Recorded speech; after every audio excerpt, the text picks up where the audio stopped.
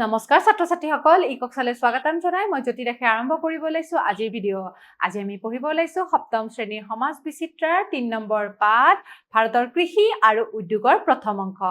এইটো অংকত ভাৰতৰ আমি কৃষি ব্যৱস্থাৰ বিষয়ে কিছু কথা জানো আহা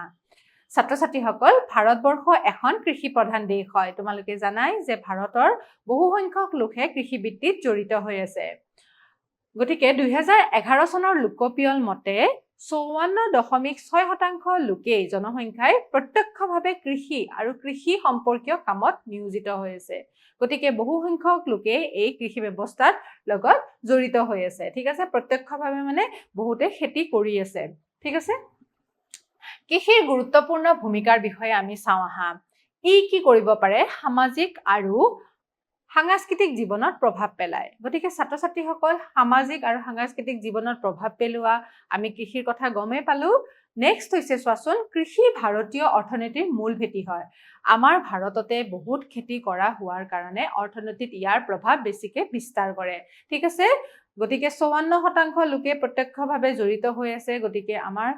যেহেতু ভাৰতবৰ্ষ এখন কৃষি প্ৰধান দেশ হয় গতিকে অৰ্থনীতিত ইয়াৰ গুৰুত্বপূৰ্ণ ভূমিকা পালন কৰি আহিছে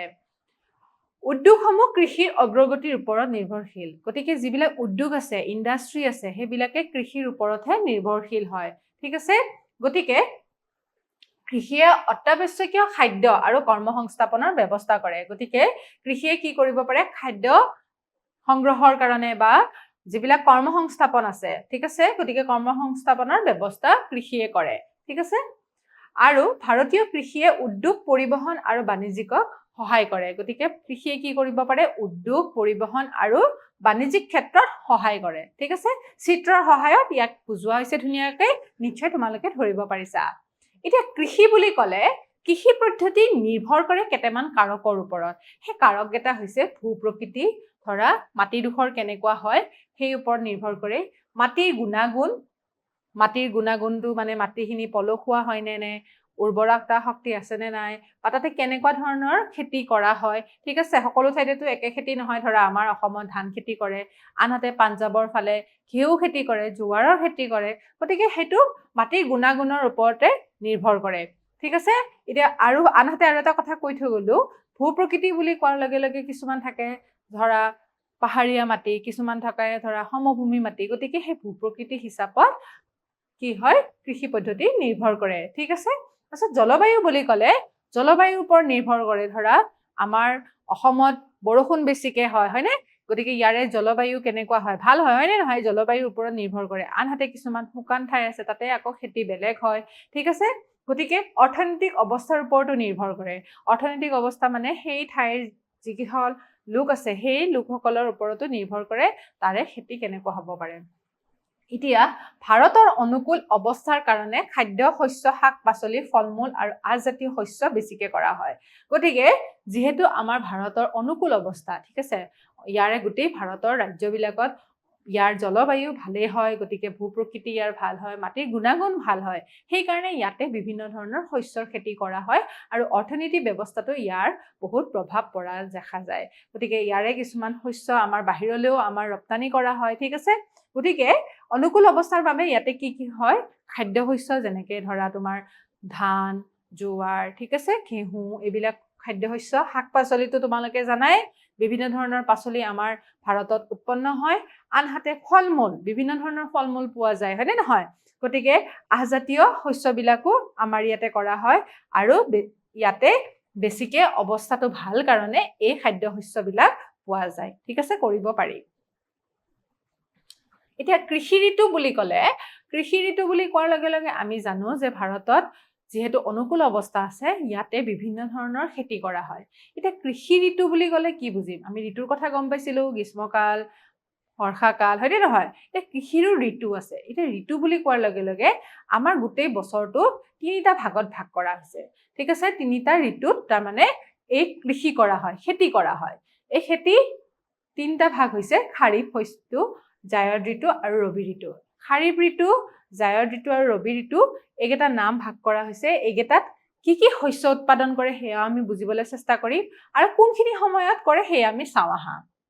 এতিয়া খাৰিফ ঋতু সাধাৰণতে গ্ৰীষ্মকালত কৰা হয় গৰমৰ দিনত এই খাৰিফ ঋতু কৰা হয় ঠিক আছে আনহাতে জায়দ ঋতু কেতিয়া কৰা হয় জানানে যেতিয়া শুকান আৰু উষ্ণতা বৃদ্ধিৰ সময়ত জায়দ ঋতু কৰা হয় ঠিক আছে জায়দ ঋতুত কি খেতি কৰে হেতু আমি বুজিবলৈ চেষ্টা কৰিম আনহাতে ৰবি ঋতু কেতিয়া কৰা হয় হেতু হৈছে শীতকালত কৰা হয় ঠিক আছে গতিকে খাৰিফ জায়দ আৰু ৰবিৰ বিষয়ে গম পালো আমাৰ তিনিটা কৃষি ঋতু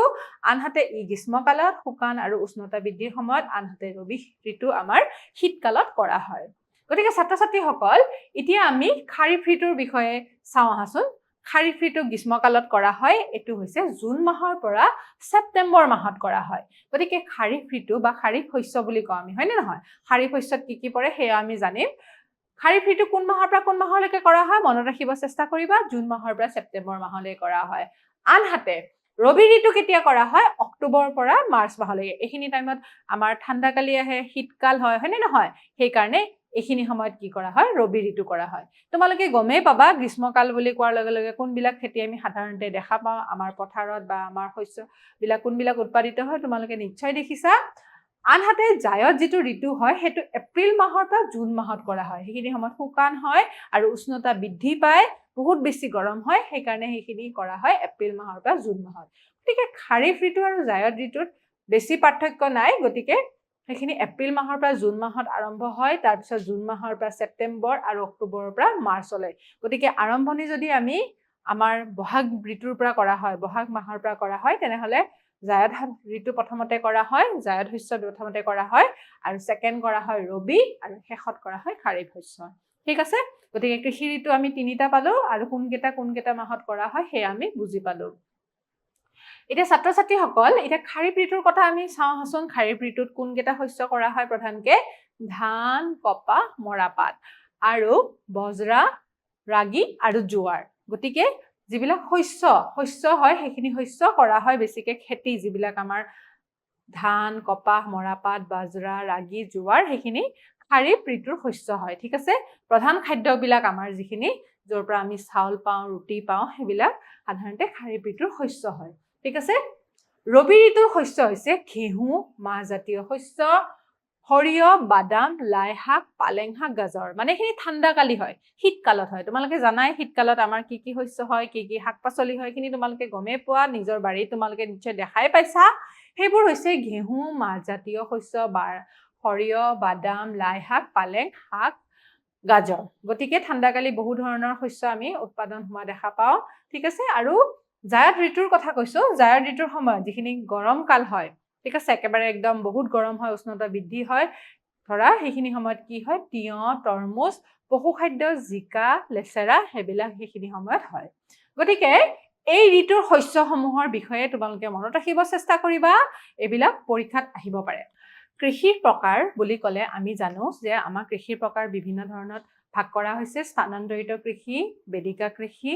গহন বা নিবিড় কৃষি মিশ্ৰ কৃষি ৰোপণ কৃষি আৰু উদ্যান কৃষি গতিকে ছাত্ৰ-ছাত্ৰীসকল আজি আমি স্থানান্তৰিত কৃষিৰ বিষয়ে অলপমান জানো আহা এই কৃষিৰ প্ৰকাৰবিলাক বিভিন্ন অঞ্চলত বিভিন্ন ঠাইত বেলেগ বেলেগ ধৰণে কৰা হয় গতিকে সেই কৃষিৰ নামো বেলেগ বেলেগ হয় গতিকে স্থানান্তৰিত কৃষি মানে হৈছে পাহাৰীয়া অঞ্চলৰ ঢালযুক্ত মাটিত এই খেতি কৰা হয় আৰু এই খেতি কি কৰা হয় ইয়াতে প্ৰথমতে বনাঞ্চলবিলাক কাটি জুই লগাই দিয়া হয় মানে প্ৰথমতে মাটিখিনি মুকলাবৰ কাৰণে যিবিলাক গছ-গছনি আছে সেইবিলাক মুকলাই লোৱা হয় কিদৰে কাটি পেলাই জুই লগাই দিয়া হয় ইয়াক ছেদন আৰু দাহন কৃষি বুলিও কোৱা হয় গতিকে স্থানান্তৰিত কৃষিৰ আন এটা নাম হৈছে ছেদন আৰু দাহন ঠিক আছে 2 বছৰ বা 3 বছৰৰ পাছত মাটিৰ যেতিয়া উৰ্বৰতা কমি আহে তেতিয়া এই খেতি কি কৰা হয় স্থানান্তৰিত কৰি দিয়া হয় বেলেগ ঠাইত কৰা হয় গতিকে এই কৃষি স্থায়ী নহয় কাৰণে ইয়াক স্থানান্তৰিত কৃষি বুলি কোৱা হয় উত্তৰ পূব ভাৰতক ইয়াৰ আন এটা নামেৰে জনাজাত হেতু হৈছে ঝুম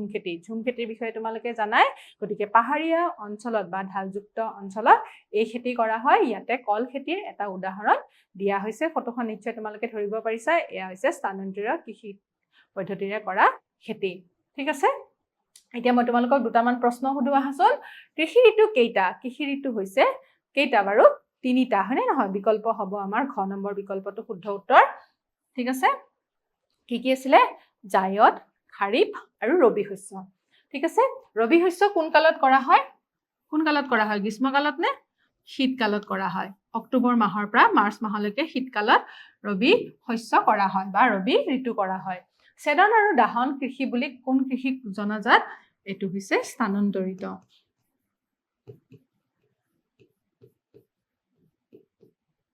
স্থানান্তৰিত কৃষি বুলিও জনা যায় বা ঝুম খেতি বুলিও জনা যায়। গতিকে ছাত্ৰ-ছাত্ৰীসকল, আমি আজি কৃষিৰ বিষয়ে গম পালো, কৃষিৰ প্ৰকাৰৰ আমি স্থানান্তৰিত কৃষিৰ বিষয়ে গম পালো। অহা ক্লাছত বাকী প্ৰকাৰসমূহৰ বিষয়ে আলোচনা কৰিম। তেতিয়ালৈ সামৰিছো, নমস্কাৰ।